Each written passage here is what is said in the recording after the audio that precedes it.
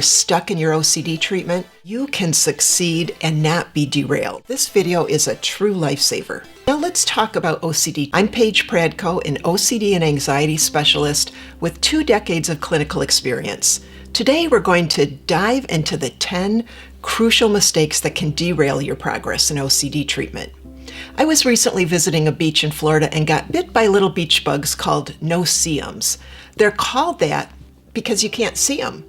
That's what today's video is all about. I want to warn you about the no-see-ums in OCD therapy so that you can succeed and not be derailed. But first, a warm welcome to those that are new to the channel. This channel provides guidance to individuals dealing with various anxiety disorders, including health anxiety and OCD. Now let's talk about OCD treatment. Exposure and response prevention, ERP, is a method of treatment that has the largest body of evidence for its effectiveness. But here's the catch. There are some common missteps that can undermine the effectiveness of ERP, and that's what I'm addressing today.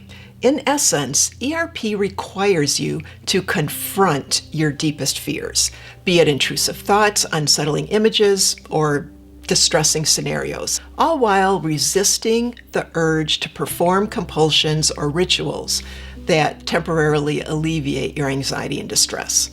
Now, the exposures in ERP can be planned real life. They're called in vivo exposures, imagined exposures like recording scripts, or incidental exposures, meaning they're unplanned in the moment exposure when a thought or urge pops up.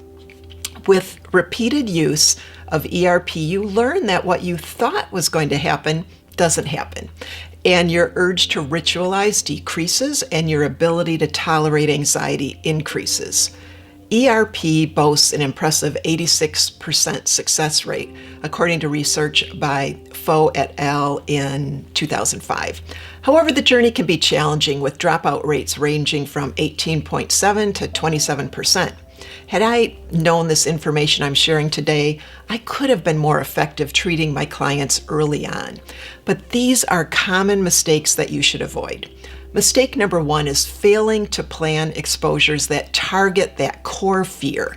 To plan exposures effectively, it's crucial to pinpoint that core fear, and to achieve this, you start by asking yourself, what am I afraid of? What am I afraid would happen if I refrain from performing my compulsion or ritual? For instance, let's say your core fear revolves around the thought of harming your family by contaminating them with germs. A mistake in your treatment would involve not grasping the essence of the core fear and instead strategically planning exposures to confront that fear. You might end up avoiding doorknobs entirely or engaging exposures that don't directly involve your family. Mistake number 2 is not going deep enough into the core fear. OCD treatment is a lot like treating cancer. You can't just stay at the surface level. You want to make sure you remove all of the cancer cells, even those deep ones, or it can grow back. So let's say that you're dealing with harm OCD and you've made progress with scripts, but avoid the most challenging exposures, like possibly using knives around your family members in the kitchen. Mistake number 3, ignoring mental compulsions. Sometimes people are confused about the difference between intrusive thoughts and their mental compulsions. Your intrusive thoughts are unwanted thought that increase your anxiety and distress. Mental compulsions are done as attempts to reduce that distress. Mental compulsions can include giving yourself reassurance, saying certain words, numbers, phrases, prayers, saying something positive to neutralize an unwanted thought. They can also include wishing something were different, making mental notes or lists, mentally reviewing, ruminating, analyzing, mental erasing or undoing, mental checking if a thought, sensation, or emotion is still present. Because mental compulsions reinforce the OCD in the same way physical compulsions do, they have to be identified and resisted as part of response prevention. Dr. Michael Greenberg has done work on how to stop rumination. I have videos in my OCD playlist that describe how to stop mental compulsions, including Dr. Greenberg's work on rumination. Mistake number 4, preferring imaginal scripts. People often prefer scripted exposures, like reading and listening to recordings about contamination scenarios, rather than confronting the real-life situations, such as touching everyday objects. So real-life exposures are proven to be more effective than imaginal exposures. However, the two types of exposures can be combined as well. Mistake number 5 is neglecting response prevention. People often misunderstand response prevention. They believe that they only have to resist their compulsions and rituals during their planned exposures. That's incorrect. The ERP safety learning stops as soon as you perform your compulsion. And because of that, you want to always stay in response prevention before, during, and after your exposures. Now, I realize this gets a little complicated. If we go back to that example of someone with contamination OCD that has a compulsion of, let's say, excessive hand washing, in some cases we need to set some rules.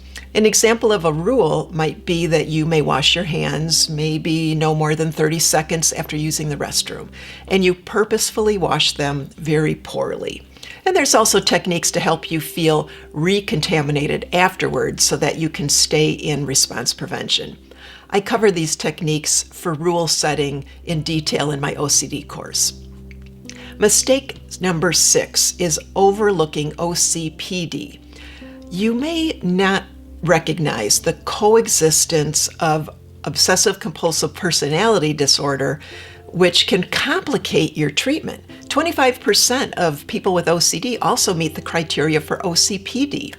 Obsessive compulsive personality disorder is a condition when someone has a preoccupation with orderliness, perfectionism, control, rigidity in certain areas. People that experience both OCPD and OCD are twice as likely to relapse in treatment, and perfectionism is an indicator that ERP may not be as effective if it's not incorporated into your treatment. Mistake number 7 is cherry-picking themes. Cherry-picking themes, or dabbling a little bit in ERP, is when you decide to just focus on certain areas of your OCD while completely ignoring other themes. OCD doesn't work that way. It's a comprehensive challenge. A person runs the risk of complete relapse if they only choose specific aspects of their OCD to work on. Mistake number 8 is not educating family or your support network. Your loved ones may inadvertently participate in your rituals and compulsions because they lack understanding. It's therefore essential to educate them about how to support your recovery effectively without engaging in your OCD rituals or giving you reassurance. Mistake number 9 is distracting during exposures. Instead of embracing and leaning into the anxiety during an exposure, you might distract yourself and miss that opportunity to learn that you were safe and you could tolerate the anxiety. And finally, mistake number 10 is avoiding tough days. On challenging days when you're stressed or you're busy and you skip ERP exercises, thinking maybe you can't handle them that day, you're missing the days that offer the most potential for growth. If you're interested in taking a deeper dive into any of these topics I covered, check out my OCD playlist in the description below. And for more OCD treatment resources, including free OCD and health anxiety assessments, visit PaigePradko.com. Until next time, I'll see you in session. Take care. Bye-bye.